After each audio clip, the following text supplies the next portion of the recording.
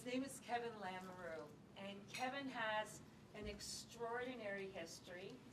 We call it MPP, 20 years, and now he's been elected twice to the Federal House of Commons. So without further ado, Kevin Lamoreaux. Thanks.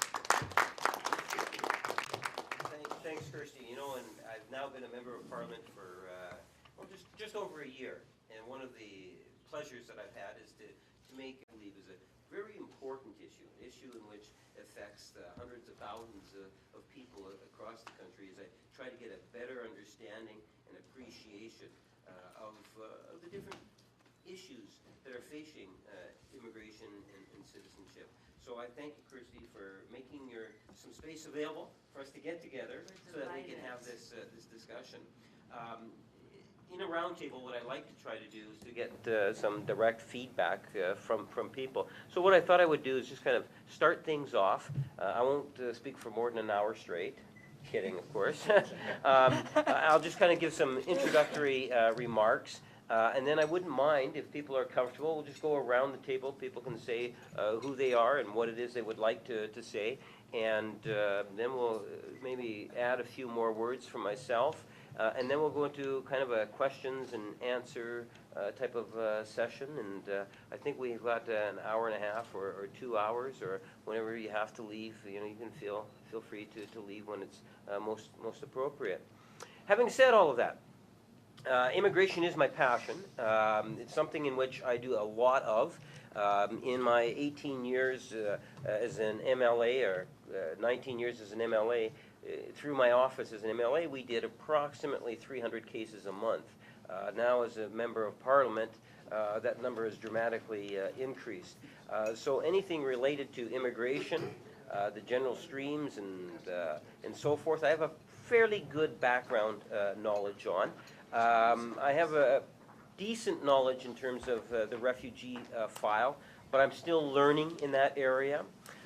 There are some countries in which I'm very comfortable with because of the workload. In Winnipeg North, for example, it is the Indo-Canadian community, it is the Filipino community, to a lesser extent the Chinese community. There's other communities that I'm really trying to get a better understanding of, the Tamil community, you know, some of the nations on the continent of Africa, in the Middle East, and so forth. So there is a learning curve.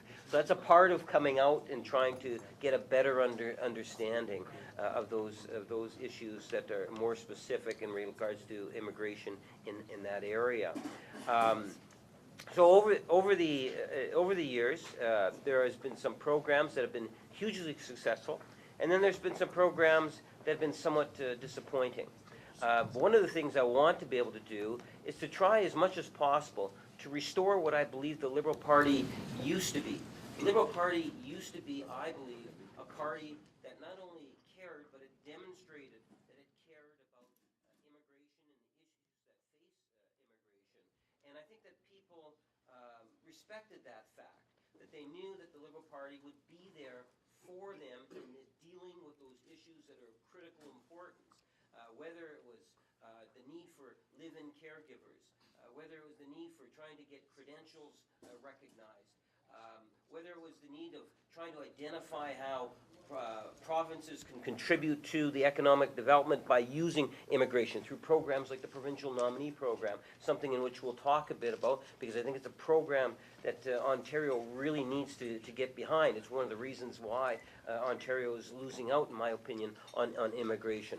To talk about some of the issues such as settlement, where we've recognized the importance of immigration settlements and some of the shortchanging that has gone there, and the negative impact that has had in terms of enabling people to be put on a level, more equal playing field so that they can compete for the economic opportunities that are there. There is so much on that particular file that I believe that the Liberal Party needs to make ground. Be real.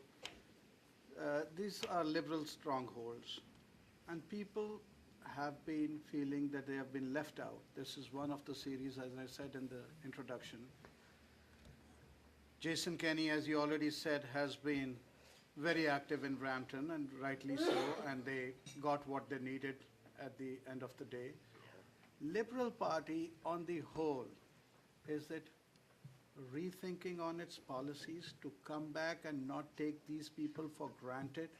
Just a photo op every now and then is not going to work?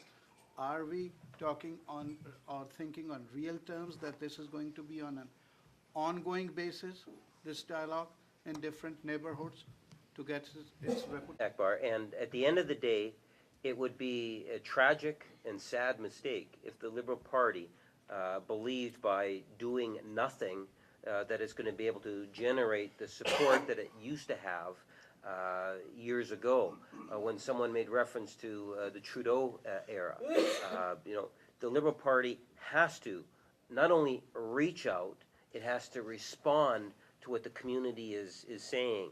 And for me personally, I'm committed to being here, between 6 to 8 weeks type of thing, depending on how much my colleagues would like me to come and what other types of events that we can manage.